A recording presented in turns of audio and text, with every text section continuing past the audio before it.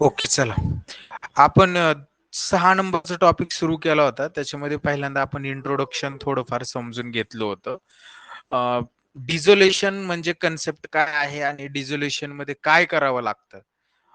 Dissolution म्हणजे फर्मची काय करणे, समाप्ती करणे, फर्म करणे किंवा काय करणे, बंद करणे, असा त्याचा अर्थ होतो. आणि फर्म बंद करत असताना म्हणजे आपला बिझनेस जर आपल्याला क्लोज करायचा असेल, बंद करायचा असेल, तर तो डायरेक्टली बंद करता येत नाही. कारण की त्याच्याशी रिलेटेड अनेक प्रोव्हिजन्स तरतुदी आपल्याला पूर्ण कराव्या लागतात आणि नंतर तो बंद करता येतो. सर्वात महत्वाची गोष्ट म्हणजे काय सांगितलं तुम्ही तुम्हाला, की बिझनेस जर बंद करायचा असेल तर बिझनेसच्या काय कराव्या लागतात, असेटची विक्री करावी लागते आणि लॅबिलिटी काय कराव्या लागतात, रिव्हॅल्यू. कोणता, लॅबिलिटी पेड कराव्या लागतात. म्हणजे असेट विकून जे आलेले पैसे आहेत ते पैसे आपण कशासाठी वापरतो, कोणाचे पैसे द्यायचे असतात, लॅबिलिटी पेड करण्यासाठी वापरतो. म्हणजे थोडक्यात काय, हो, असेटची विक्री करून लॅबिलिटी पेड करतो. लॅबिलिटीचे दोन भागात मी विभाजन केलं होतं. कोण सांगू शकते कोणते दोन भाग? Owner liability. ओनर बरोबर, liability owners liability. outsider liability, बरोबर, owner liability. बरोबर, outsider liabilities and owners liability. तर ह्या सगळ्या गोष्टी आपण आता पाहिल्या होत्या. आणि अजून एक गोष्ट मी तुम्हाला सांगितली होती, की आपण ऍडमिशन शिकलो आहोत, रिटायरमेंट शिकलो आहोत आणि डेथ ऑफ पार्टनर शिकलेलो आहोत. म्हणजे रिकॉन्स्टिट्यूशन ऑफ पार्टनरशिप हे आपण शिकलेलो आहोत. याच्यामध्ये आपल्याला असेटची व्हॅल्यू चेंज होते, म्हणजे असेट किंवा लॅबिलिटीची व्हॅल्यू चेंज होते आणि जी अमाऊंट चेंज होते ती अमाऊंट आपण फायदेशीर असेल तर रिव्हॅल्युएशनच्या क्रेडिटला आणि तोट्यात असेल तर रिव्हॅल्युएशनच्या डेबिटला लिहितो. हे पण आपण पाहिलेलं आहे, बरोबर ना? हो सर. ओके. तर फक्त आपण आता डिझोल्युशन मध्ये एक अकाउंट तयार करतो, रिव्हॅल्युएशनच्या जागेवर कोणता अकाउंट तयार करतो, रिअलायझेशन अकाउंट. बरोबर, रिअलायझेशन अकाउंट तयार करतो. हे अकाउंट का तयार करायचं असतं? रिव्हॅल्युएशन आणि रिअलायझेशन अकाउंट मध्ये काय डिफरंट आहे बेसिक, कोण सांगू शकतं का? जसं येईल तसं. त्याच्या अमाऊंट मध्ये चेंज होत नाही. डेबिट कॉलम अमाऊंट मध्ये चेंज होतो, मध्ये अमाऊंट मध्ये चेंज होतो, फक्त काय होत नाही की असेट एक्स्ट्रा अमाऊंट. रिव्हॅल्यूड होत नाही. रिव्हॅल्यूड होत नाही म्हणजे काय, व्हॅल्यू चेंज होते. रिव्हॅल्यूड म्हणजे काय, की आपण तिची व्हॅल्यू चेंज करून आपण एक नवीन बॅलन्स शीट तयार करतो आणि त्या बॅलन्स शीट घेतो. पण डिझोल्युशन मध्ये आपल्याला बॅलन्स शीट तयार करावी लागत नाही, आपल्याला असेट विकावी लागते. म्हणजे सोल्ड, सोल्ड मीन्स रिअलायझेशन किंवा रिअलाइज करावे लागते. आपण परत आपल्या बिझनेस मध्ये दाखवत नाही, आपला बिझनेसच बंद झालेला असतो, त्यामुळे दाखवण्याचा काही समज येत नाही. तर हा जो दोन बेसिक डिफरन्स आहे ते फक्त आपल्याला समजून घेतला आपण.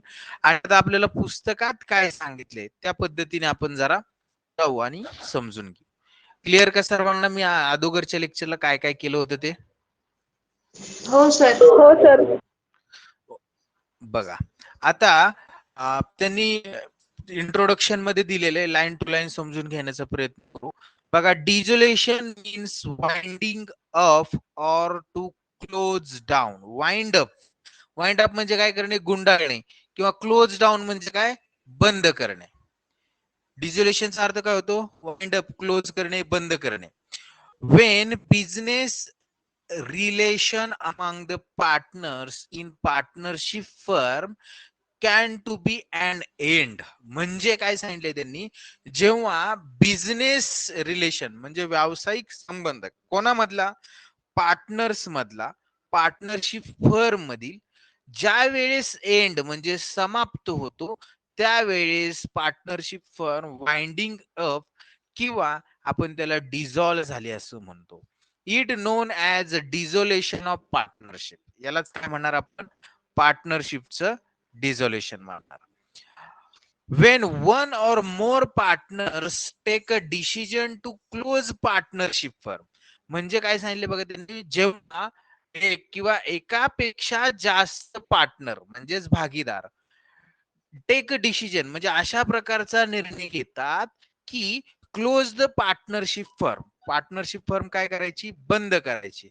त्यावेळेस म्हणजे इट इज नोन ॲज, म्हणजे यालाच काय म्हणणार आपण, डिझोल्युशन ऑफ पार्टनरशिप फर्म असं म्हणणार. बघा, डिझोल्युशन ऑफ पार्टनरशिप वेगळं आहे की तीन पार्टनर आहेत, तीन पार्टनर मधला एखादा निघून गेला म्हणजे त्यांच्यामधलं जे संबंध होता तिघांमधला प्रॉफिट वाटून घेण्यासंदर्भात वगैरे वगैरे, तो संबंध संपुष्टात आला म्हणजे त्यांचं रिलेशन काय झालं, ब्रेक झालं, त्यांचं ब्रेकअप झालं असं आपण म्हणूया. आणि ब्रेकअप झाले की आपण संबंध संपुष्टात आला असं म्हणतो. तर ते रिलेशन काय आहे, एंड जर झालं तर त्या पार्टनर शिप जी आहे ती पार्टनरशिप डिझॉल्व्ह झाली असं म्हणू.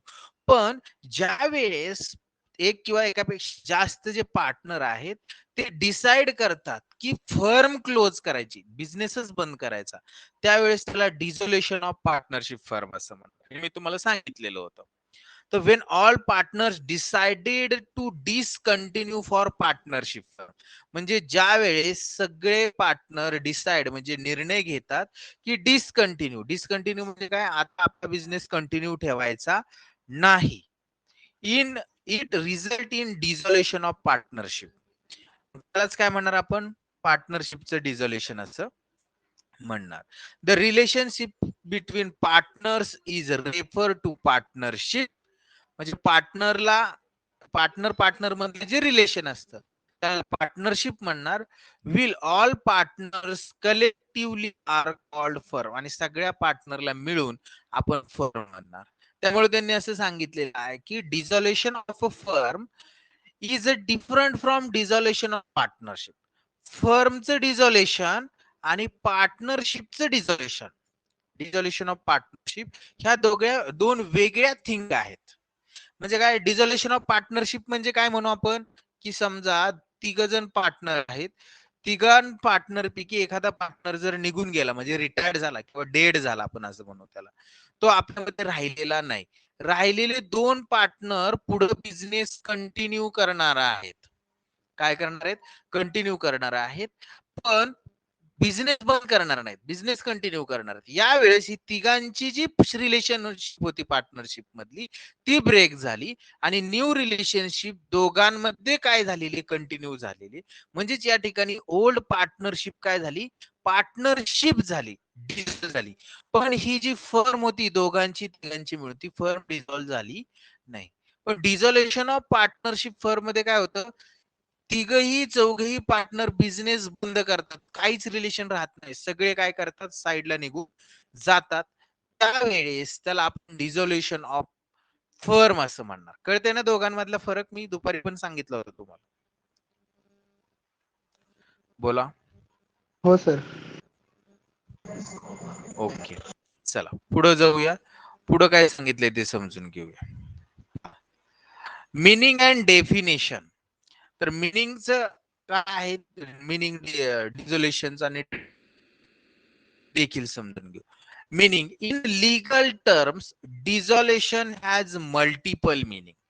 लीगल म्हणजे काय, कायदेशीर भाषेत डिझोल्युशनच्या अनेक वेगवेगळे अर्थ आहेत. आता हा जो वर्ड आहे dissolution, word dissolution comes from Latin word. कोणत्या भाषेतील आहे हा, भाषेतील हा लॅटिन. शब्द आहे हा. आणि त्याला काय म्हटलंय, लॅटिन भाषेत सुद्धा डिझोल्युशनच म्हटलेलं आहे. म्हणजे तुम्हाला रिकाम्या जागेला प्रश्न विचारला जाऊ शकतो की dissolution is comes from dash dash word, तर आपण काय म्हणणार, डॅश वर्ड, तर तो लॅटिन असणार आहे. आणि याचा अर्थ काय होतो, मीन्स अ डिझॉल्विंग ऑफ समथिंग, म्हणजेच काय, काहीतरी काय होणे, विसर्जित होणे, असा त्याचा अर्थ होतो. Dissolution is a last stage of closure of business. आता हे डिझोल्युशन जे आहे ती सर्वात शेवटची स्टेज आहे बिझनेस बंद करण्याची, असं त्यांनी सांगितलेलं आहे. अर्थ समजलं का डिझोल्युशन शब्दाचा? सर. हो सर. ओके, आता पुढे जाऊया. पुढे काय सांगितलंय बघा त्यांनी, डेफिनेशन.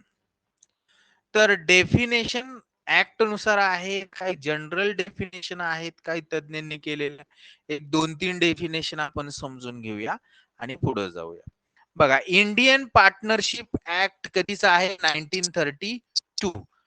इंडियन पार्टनरशिप ऍक्ट म्हणजे भारतीय भागीदारी कायदा 1932, कलम 39, सेक्शन 39 प्रोव्हाइड्स दॅट, म्हणजे या सेक्शन नुसार, या कलमानुसार डिझोल्युशन म्हणजे काय त्यांनी सांगितले. सिंगल इनोटेड कॉमा मध्ये, डबल इनोटेड कॉमा मध्ये या ठिकाणी दिलंय, the dissolution of partnership between all partners of firm. बघा, द डिझोल्युशन ऑफ पार्टनरशिप म्हणजे पार्टनरशिपचं विसर्जन सगळ्या पार्टनरचं. एक पार्टनर गेला, बाकीचे लोक आहेत असं नाही, सगळे पार्टनर. म्हणून त्यांनी म्हटले ऑल द पार्टनर्स हा शब्द राहिला. म्हणजे पार्टनरशिप मध्ये जेवढे पार्टनर आहेत त्या सगळ्या पार्टनरने त्यांचं रिलेशनशिप, बिझनेस रिलेशनशिप डिझॉल्व केलं तर त्या डिझॉल्व करण्याला म्हणणार डिझोल्युशन ऑफ फर्म. कळतं ना काय सांगितलं मी? सगळे पार्टनर आहेत, म्हणजे आता हे 3 पार्टनर आहेत असं धरूया आपण, आणि या 3 पार्टनरनी बिझनेस सुरू केला होता आणि त्यांनी असं ठरवलं की आता हा बिझनेस बंद करायचा. तिघही वेगवेगळे जाणार आहेत, वेगवेगळ्या मार्गाने, बरोबर. म्हणजे 3ही पार्टनरनी काय केलं की आपण आता फर्म मध्ये राहायचं नाही, हा बिझनेस बंद करायचा. असं ज्या वेळेस सगळे म्हणजे ऑल पार्टनर ठरवतील त्यावेळेस ही जी फर्म आहे, ही फर्म काय झाली, आपण डिझॉल्व झाली म्हणणार. म्हणजे डिझोल्युशन ऑफ पार्टनरशिप फर्म म्हणजे काय की फर्म डिझॉल्व होणे, व्यवसायच बंद करणे. पुढे ते एकत्रितरित्या कोणताही व्यवसाय करणार नाहीत, सोबत राहून व्यवसायात नसणार, वेगवेगळे करू तिघ एकत्र मिळून व्यवसाय करणार नाही. त्याला डिझोल्युशन ऑफ फर्म असं म्हणणार. याच्या शी संबंधित म्हणजे एखादा पार्टनर जर निघून गेला, रिटायर्ड झाला, डेड झाला, किंवा एखादा नवीन ऍड झाला, तर जे पार्टनर आहे, जे शिल्लक पार्टनर असतील म्हणजे जे राहिलेले पार्टनर आहेत, हे बिझनेस पुढे कंटिन्यू करतात. फर्म डिझॉल्व करत नाही, व्यवसाय बंद करत नाही, व्यवसाय चालूच राहतो. पण काय पार्टनरशिप त्यांची ती फक्त ब्रेक होते, त्याला डिझॉल्व ऑफ पार्टनरशिप म्हणतं. आणि ज्यावेळेस व्यवसाय बिझनेस क्लोज डाऊन केला जातो त्यावेळेस त्याला डिझोल्युशन ऑफ पार्टनरशिप फर्म असं म्हटलं जातं. कळतंय का?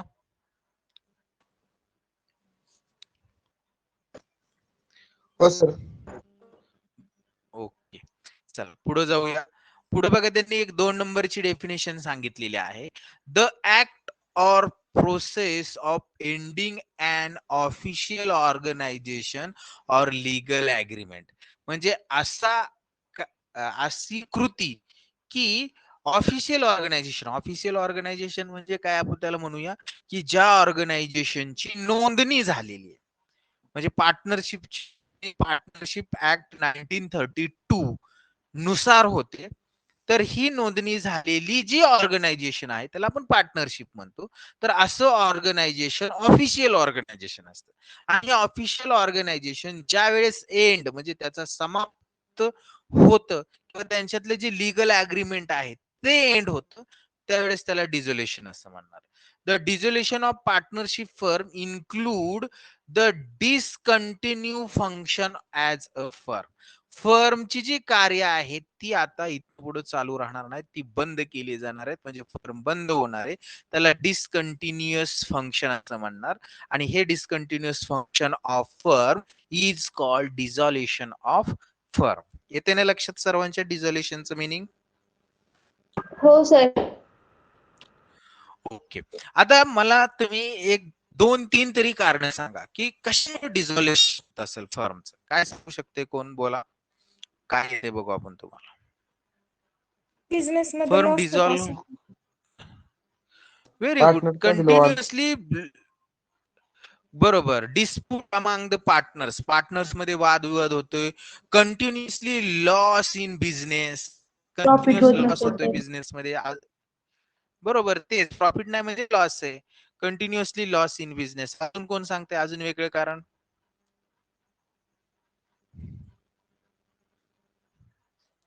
बोला. बघा मी काय सांगतोय पार्टनर्स लक्षात द्या. कमी होतात. काय म्हटले? बोला.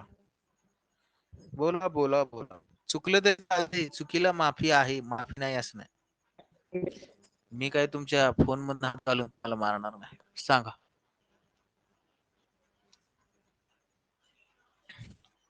एखादं कारण अजून वेगळं मला पाहिजे की बाबा पार्टनर का डिझॉल्युशन का पार्टनर्स पार्टनर्स फर्म काय मधून एका पार्टनर निघून गेल्यावर बरोबर पार्टनर बरोबर तिने सांगितले ते पार्टनर फर्म मध्ये निघून गेला तरी सुद्धा फर्म काय होऊ शकते बाकीच्यांना वाटलं की नको आता करायला महत्वाचाच व्यक्ती गेला डिझॉल्व होऊ शकते अजून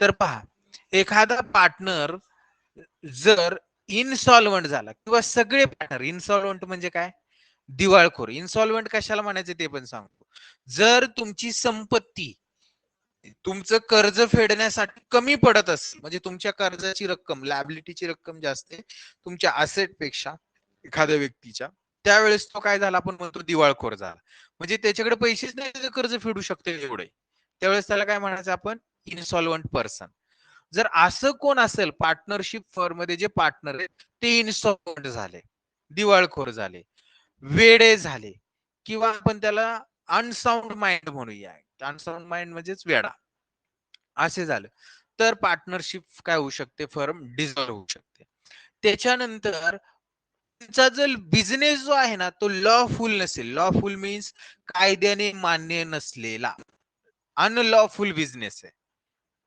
बरोबर अनलॉफुल बिझनेस असेल उदाहरणार्थ बॉम्ब बनवण्यासाठी एकत्र आले 4 लोक ते लॉफुल आहे का कायदेशीर आहे का नाही नाही. बेकायदेशीर व्यवसाय मग अशा वेळेस ती फर्म डिझॉल्व होऊ शकते कोणाकडून बाय लिगल अथॉरिटी कडून लिगल अथॉरिटी म्हणजे कोर्टाकडून वगैरे हे एक कारण आहे त्याच्यानंतर सगळ्या पार्टनरला वाटलं की स्वयं स्फूर्तीने म्हणजे आपण सगळ्यांच्या संमतीने बिझनेस बंद करायचं असं वाटलं म्हणजे फ्री कन्सर्टनी सगळ्यांनी ठरवलं पार्टनरने की बिझनेस बंद करा तर तो फर्म काय होईल डिझॉल्व होईल बरोबर ना सहकुशीने वेगळे होऊ शकतात ना हो सर हो सर. किंवा एक 3 पार्टनर असतील त्यातला एखादा पार्टनर 2 पार्टनर 14 दिवसाची नोटीस देऊन सगळ्या फर्मला आपण बाहेर पडणार आहोत अशा पद्धतीची त्या पद्धतीने ते काय होऊ शकतात वेगळे होऊ शकतात अजून असं सुद्धा होऊ शकतं की बाबा ते ज्या कारणासाठी म्हणजे उदाहरणार्थ ते 2 किंवा 3 व्यक्ती एक मोठी बिल्डिंग बांधण्यासाठी किंवा एक मोठा नदीवरचा पूल बांधण्यासाठी किंवा एक रोडचं काम करण्यासाठी फर्म एकत्र पार्टनरशिप मध्ये आले आणि ते काम पूर्ण केलं पूर्ण झालं त्यांचं उद्दिष्ट काय होतं की बिल्डिंग बांधणे रोड बांधणे पूल बांधणे बरोबर ना ब्रिज करणे हे काम होतं त्यांचा जो ऑब्जेक्ट होता तो ऑब्जेक्ट जर सॅटिस्फाय झालेला असेल म्हणजे पूर्ण झालेला असेल तर मग ते वेगळे होतील ची फर्म संपल बरोबर ना होऊ शकतं ना असं पण हो सर बोला हा तर तेच त्यांनी या ठिकाणी सांगितले काय बघा आपण पॉइंट जो अभ्यासणार आहोत ना त्या पॉइंटचं नाव आहे रिझन्स म्हणजे काय कारणे फॉर डिझॉल्युशन ऑफ पार्टनरशिप फर्म म्हणजे पार्टनरशिप फर्म डिझॉल्व होण्याची कारणे कोणती आहेत ते आपल्याला बघायचे तर first by voluntary act of partners themselves म्हणजेच काय व्हॉलंटरी म्हणजे ऐच्छिक म्हणजे पार्टनर ज्या आहे त्यांनी स्वइच्छेने ऐच्छिकरित्या काय ठरवलं की आपण आता काय करायचंय वेगळं व्हायचंय असं ठरवलं तर ते काय होऊ शकतात पार्टनरशिप फर्म काय होऊ शकते डिझॉल्व होऊ शकते त्याच्यानंतर वेन द पिरियड म्हणजे duration of partnership firm is expired म्हणजे पार्टनरशिप फर्मचं जे ड्युरेशन आहे म्हणजे उदाहरणार्थ 3 व्यक्ती एकत्र आले फक्त 3 वर्ष ते सोबत राहून बिझनेस करणार 3 वर्ष संपले की ते बिझनेस मध्ये राहणार नाही वेगळे होणार नाही वेगळे होणार म्हणजे त्यांचा जो पार्टनरशिपचा पिरियड आहे तो पिरियड किंवा ड्युरेशन एक्सपायर्ड झालं म्हणजे संपला तर मग ती पार्टनरशिप पुढे चालू राहील 3 वर्षापेक्षा जास्त त्यांनी अग्रीमेंट 3 वर्षासाठी केलं होतं बोला बोला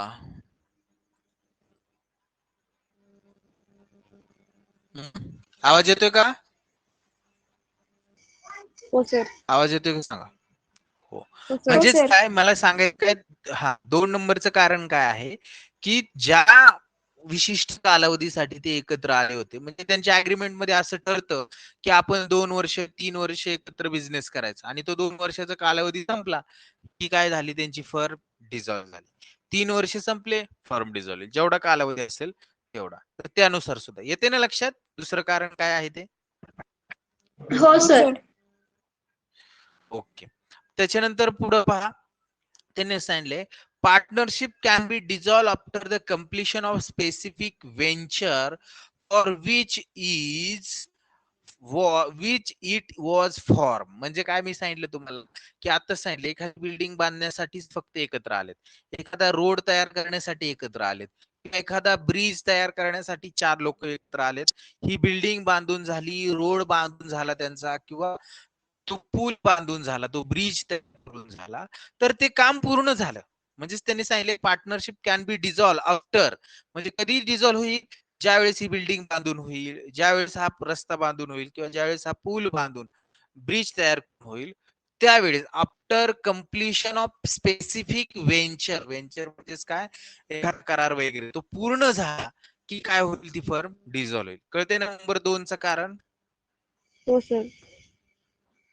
ओके. नंबर 4 त्यांनी सांगितलं इन्सॉल्वन्सी. इन्सॉल्वन्सी म्हणजे दिवाळखोर. इन्सॉल्वन्सी ऑफ ऑल पार्टनर्स और all partners except one result in dissolution. म्हणजेच काय, सगळे पार्टनर जर इन्सॉल्वंट झाले, म्हणजे दिवाळखोर झाले, त्यांचे एवढं कर्ज झालं की त्यांची वैयक्तिक संपत्ती विकून सुद्धा ते फर्मचं कर्ज फेडू शकत नाही, तर ते सगळे इन्सॉल्वंट आहेत, म्हणजेच काय, दिवाळखोर आहेत. तर अशा वेळेस तो बिझनेस चालू ठेवणं धोकादायक होऊ शकतं, कारण त्या बिझनेसला पैसे पुरवणारे, बिझनेसला उधारीवर माल विकणारे व्यक्ती माल विकतील, बँका त्यांना कर्ज देतील, ते लोकांकडून कर्ज घेतील, पण त्यांच्याकडे तेवढी संपत्तीच नाही की ते कर्ज फेडू शकतात. म्हणजे बाकीचे लोक, समाज त्याच्यामध्ये काय होऊ शकतो, धोक्यात येऊ शकतो. त्यामुळे ही फर्म काय केली जाते, डिझॉल्व्ह केली जाते.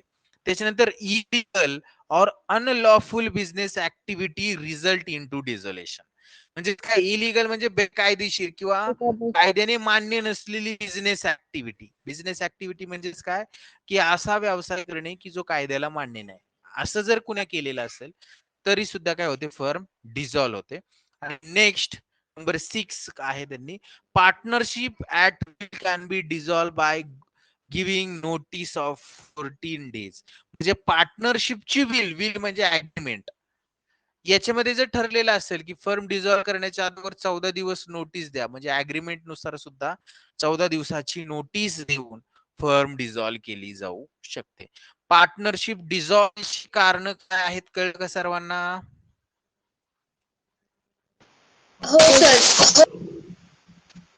ओके ओके, चला पुढे बघूया. आता हे त्यांनी इन ऍडिशन असं सांगितलं, in addition the above circumstances, म्हणजे वरील सर्कमस्टन्सेस म्हणजे वरील परिस्थितीत honourable court can order to dissolve partnership. Honourable म्हणजे काय, आदरणीय न्यायालय हे सुद्धा ऑर्डर म्हणजे आदेश देऊ शकतो की एखादी पार्टनरशिप फर्म काय करा, डिझॉल्व करा ऑन अ लीगल ग्राउंड. म्हणजेच काय, कायदेशीर तरतुदीनुसार. म्हणजे फॉर एक्झाम्पल आपण त्याला म्हणू गिल्टी ऑफ मिसकंडक्ट. खूप मोठ्या प्रमाणात अफरातफर झाली, लोकांची फसवणूक झालेली आहे, समाजाचं नुकसान होतंय, असं जर कोर्टाला वाटलं आणि कोर्ट मग कायद्या अंतर्गत काय करू शकतं, ती फर्म डिझॉल्व्ह करा असा आदेश देऊ शकतं. तर त्या पद्धतीने. तर आता ही एक डिफरन्स म्हणजे फरक दिलेला आहे, difference between dissolution of partnership, dissolution of partnership, पार्टनरशिपचं डिझोल्युशन आणि डिझोल्युशन ऑफ फर्म म्हणजे पार्टनरशिप फर्मचं डिझोल्युशन. याच्यामध्ये काय फरक आहे त्यांनी असं सांगितलेलं आहे बघा. मीनिंग मध्ये पहिल्यांदा सांगितलंय की dissolution of partnership, partnership dissolve कशाला म्हणायचं, it may or may not involve dissolution of firm. म्हणजे याच्यामध्ये फर्मचं डिझोल्युशन इन्व्हॉल्व सुद्धा असू शकतं आणि इन्व्हॉल्व नसू सुद्धा शकतं. कसं, तर ते सांगतो. काय आहेत, 3 पार्टनर आहेत, 3 पार्टनर काय केलं, बिझनेस सुरू केला, म्हणजे त्यांची फर्म आहे आणि त्यातला एक पार्टनर निघून गेला. म्हणजे यांची जी पार्टनरशिप होती ती आता पार्टनरशिप तिघांची राहिली का? नाही. नाही. म्हणजेच काय, ह्या तिघांची पार्टनरशिप संपुष्टात आली. म्हणजे पार्टनरशिप काय झाली, डिझॉल्व्ह झाली. आणि ह्या Dissolve. राहिलेल्या दोघांनी काय ठरवलं की बिझनेस कंटिन्यू सुरू ठेवायचा आहे. म्हणजे फर्म चालू आहे, फर्मचं डिझॉल्युशन झालं का? नाही. म्हणजे त्यांनी असं सांगितलंय की पार्टनरशिप झाली, पार्टनरशिप डिझॉल्युशन मध्ये फर्म डिझॉल्व्ह होऊ शकते आणि होऊ शकत नाही. समजा एखादा निघून गेला, राहिले दोन्ही काय म्हणतील, हा गेला ना आपण कुठं काय करत बसता, आपणही पण करा. म्हणजे एक निघून गेल्यानंतर बाकीचे दोन्ही जातील, म्हणजे फर्म डिझॉल्व्ह होईल. आणि जर हे दोन निघून गेले नाही तर डिझॉल्व्ह होणार नाही. म्हणून त्यांनी असं म्हटलं, it may or not involve dissolution of firm. म्हणजे फर्मचं डिझॉल्युशन होऊ पण शकतं आणि होऊ पण शकणार नाही. ते त्या परिस्थितीवर अवलंबून आहे. कळतंय ना काय अर्थ आहे त्या वाक्याचा? हो सर. ओके. देन नेक्स्ट इकडे डिझॉल्युशन ऑफ फर्म मध्ये फर्म डिझॉल्व्ह झाली की त्यांनी it implies dissolution of partnership.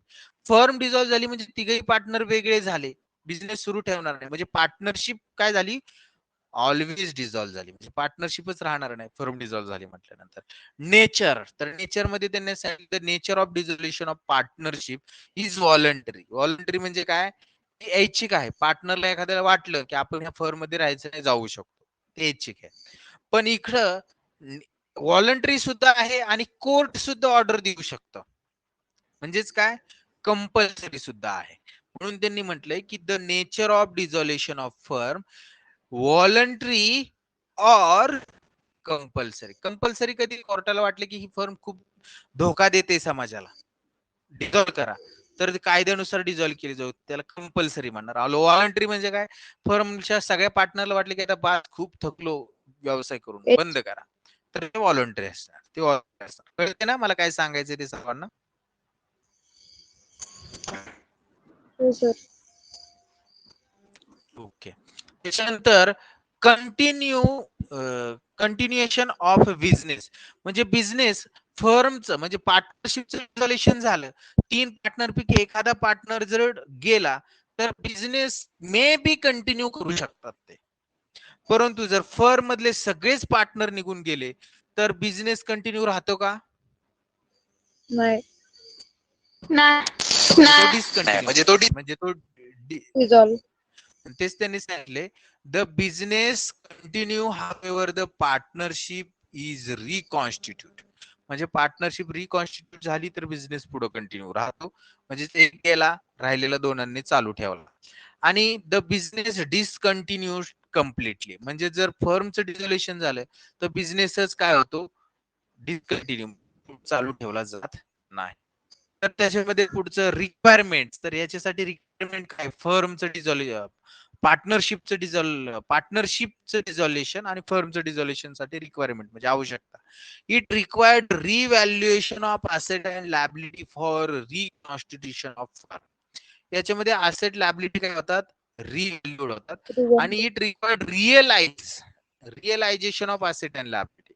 Asset and liability काय होतात, रिअलाइज होतात. तुम्हाला प्रश्न येऊ शकतो, ऍडमिशन, रिटायरमेंट आणि डेथ मध्ये असेट अँड लायबिलिटी काय होतात, Realize.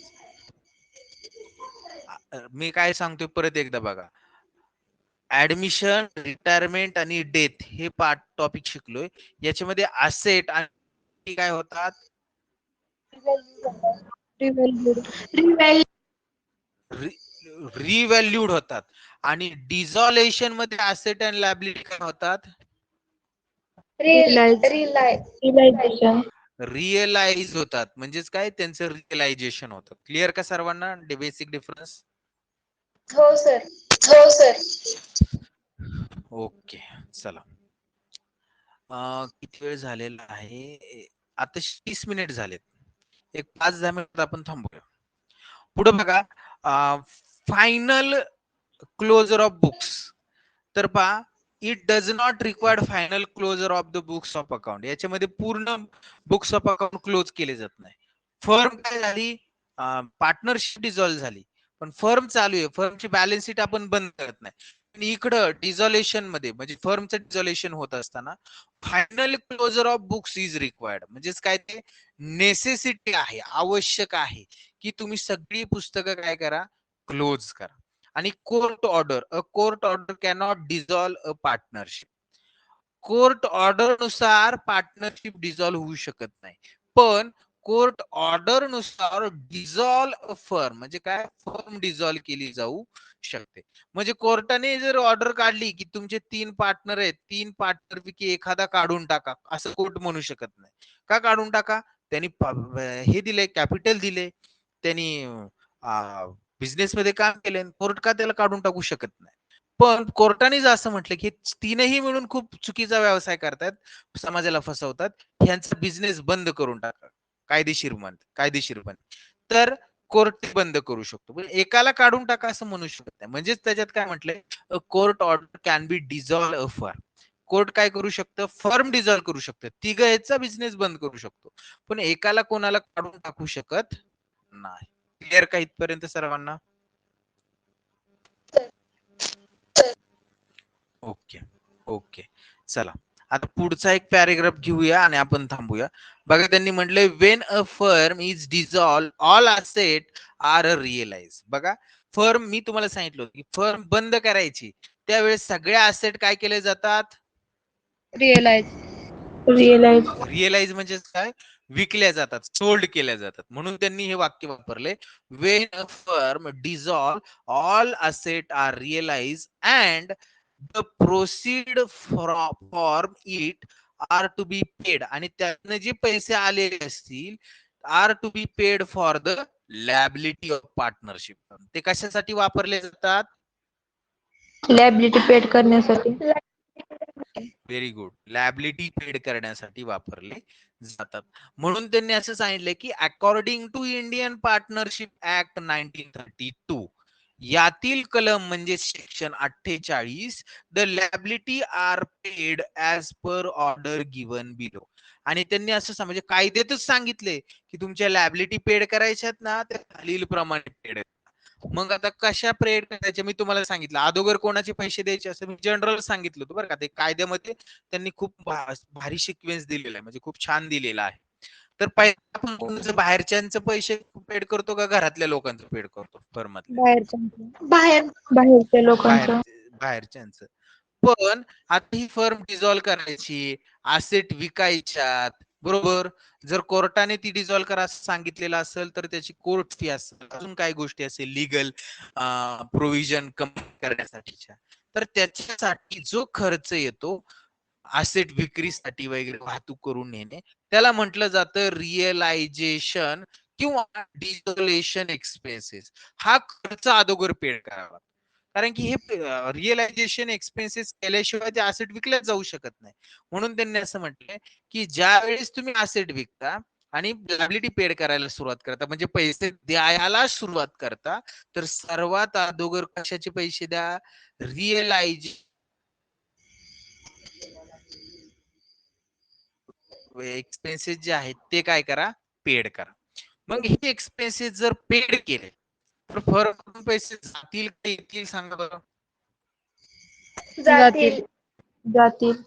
जातील. म्हणजे आपण कॅश आपल्याकडून जाणार टू कॅश म्हणणार, गेले कॅश अकाउंटला काय देणार, क्रेडिट क्रेडिट देणार. बँक अकाउंट म्हणणार. आणि आपला लॉस झाला, पैसे गेले, खर्च झाला, तर हा realisation realise. Nominal account. Account nominal account realisation. आणि नॉमिनल अकाउंटचा रूल काय सांगतो, debit all expenses and credit. बरोबर, debit all expenses and losses and credit all income and gains. It's means हा खर्च आहे रिअलायझेशन कुठे, डेबिटला लिहा. कळतंय ना सर्वांना? म्हणजे त्याची एंट्री काय होईल, realisation expenses paid by firm असेल तर realisation account debit to cash account. हे मी तुम्हाला पुढे सांगेल, जनरल एंट्री सांगणार. पण पहिल्यांदा आपल्याला रिअलायझेशन एक्सपेन्सेस पेड करावे लागतील, जास्त जम्पलिंग होईल मी जर तुम्हाला जनरल एंट्री सांगितल्या तर, त्यामुळे तुम्ही पुसूनच टाकतो. Number outsiders liability. आता बघा मी आउटसाइड लॅबिलिटी म्हटले, मग त्यालाच काय म्हणतो आपण, third party third party third party liability म्हणतो, बरोबर ना? हा, हो. मग ह्या third party liability to be paid, या पेड करायच्या. मग याच्यामध्ये कोणकोणत्या लॅबिलिटी असतील सांगा बरं? Sundry Sundry creditor, creditors, bills bank payable, bills loan payable, bank loan, bank overdraft, loan from others, others म्हणजे लोकांकडून, आणि आउटस्टँडिंग एक्सपेन्सेस, हे लॅबिलिटी असली तो, हे आउटस्टँडिंग एक्सपेन्सेस पण त्यांनी या ठिकाणी. म्हणजे या सगळ्या काय आहेत? आउटसाइडर लॅबिलिटीज आहेत. या लॅबिलिटीज तुम्हाला काय कराव्या लागणार आहेत? पेड कराव्या लागणार आहेत, बरोबर आहे? हो. ओके. आणि जे पेड करून जर तुमच्याकडे पैसे अजून देखील शिल्लक असतील, म्हणजे पैसे जर शिल्लक असतील, after paying all outside liabilities, if there is any surplus, म्हणजे जर तुमच्याकडे पैसे शिल्लक असतील, कॅश अवेलेबल असेल, to be paid for the loan given by the partner, partner तुम्ही कर्ज घेतलेलं असेल, म्हणजे जर तुमचे सगळे पैसे देऊन आउटसाइडर लॅबिलिटीचे, त्यानंतर कोणाला पैसे द्यायचे? तर त्याच्यानंतर एकच मिनिट, मी तुम्हाला लॅबिलिटी साइडला इकडे दाखवलं होतं, तुम्हाला आठवतंय का बघा? आता हे तुम्हाला मी दाखवलं होतं की सगळे हे आउटसाइड लॅबिलिटी पेड केल्यानंतर तुमच्याकडे पैसे शिल्लक असतील, तर ज्यांचं लोन घेतले ज्या पार्टनर कडून, बघा मी या ठिकाणी एज लोन दाखवलं होतं, हे लोन पेड करायचं. हे काय करायचं? लोन. पहिल्यांदा काय पेड करायचं? रिअलायझेशन किंवा डिझोल्युशन एक्सपेन्सेस, बरोबर ना? हो. नंबर 2 ला काय पेड करणार आपण? firm, आउटसाइडर लॅबिलिटी किंवा त्याला थर्ड पार्टी लॅबिलिटी म्हणतो, बरोबर ना? पहिल्यांदा रिअलायझेशन, डिझोल्युशन एक्सपेन्स, नंबर 2 ला outsider liability, third party liability, आणि नंबर 3 ला काय पेड करायचंय ते पण दाखवतो. बघा या ठिकाणी नंबर 3 त्यांनी, एकच मिनिट, नंबर 3 मध्ये त्यांनी बघा काय सांगितलंय, आफ्टर पेइंग आउटसाइडर लॅबिलिटी, ते झालं. नंबर 3 ला पार्टनर्स लोन, म्हणजेच काय? पार्टनरने जे लोन दिलेलं आहे ते लोन पेड करा. If all partner loan are not fully repaid, म्हणजे आता काय होऊ शकतं माहितीये का? आउटसाइडर लॅबिलिटी पेड करून आपल्याकडे फक्त 10,000 रुपये शिल्लक आहेत, आणि ए आणि बी असे दोन पार्टनर आहेत की ज्यांच्याकडून, याच्याकडून 10,000 रुपये घेतलेत आपण, आणि याच्याकडून सुद्धा 10,000 रुपये घेतले. काय घेतले? हे लोन घेतले. तर हे 10,000 रुपये आपण दोघांना जर एकाला दिलं तर बी ला रागील, बी ला दिलं तर ए ला रागील. मग कसं पेड करावं लागतील? 10,000 आहेत आणि यांच्या दोघांची मिळून 20,000 रुपये द्यायचे. आपण काय करूया सांगा? तुम्हीच सांगा मला काय करायचं?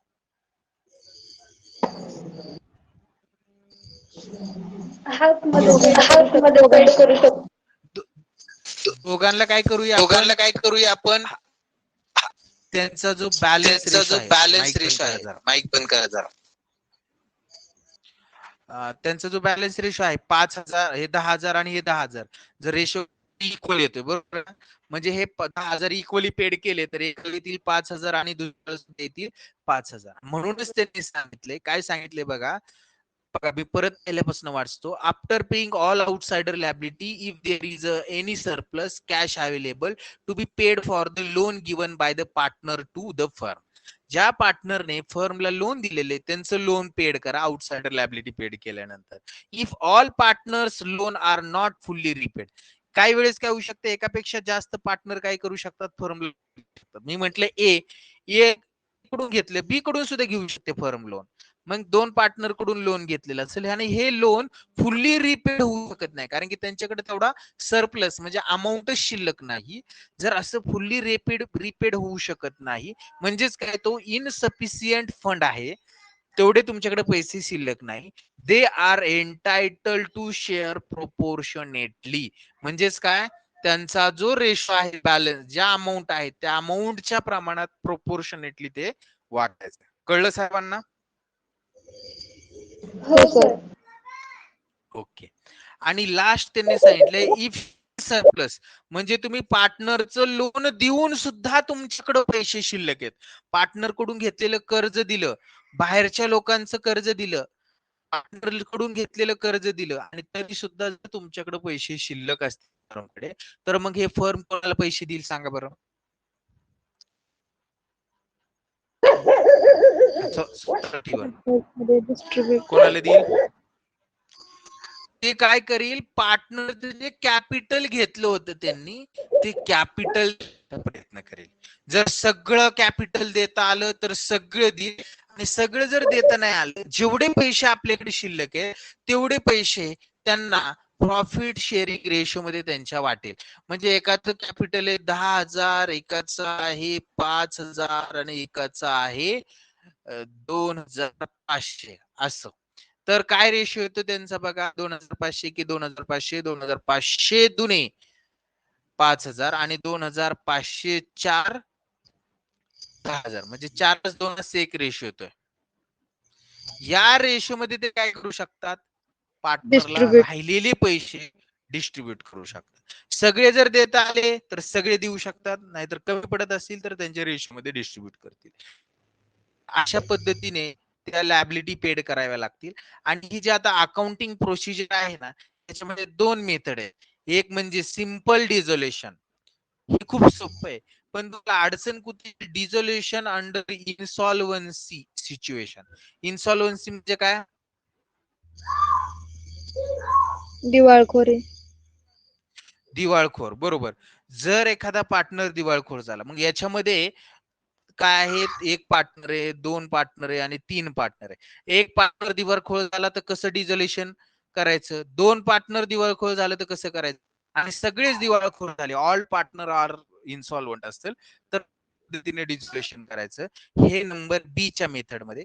आणि नंबर ए मध्ये सिंपल डिझोल्युशन, याच्यामध्ये काही पार्टनर इन्सॉल्वंट होत नाही, हे सोपं आहे. तर अशा 2 मेथडने आपल्याला अकाउंटिंग प्रोसिजर आपल्याला बघायची आहे.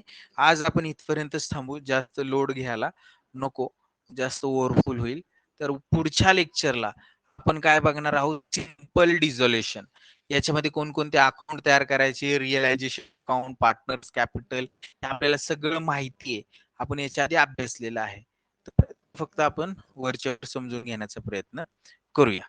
आज शिकवलं सर्वांना? हो सर. हो सर. ओके.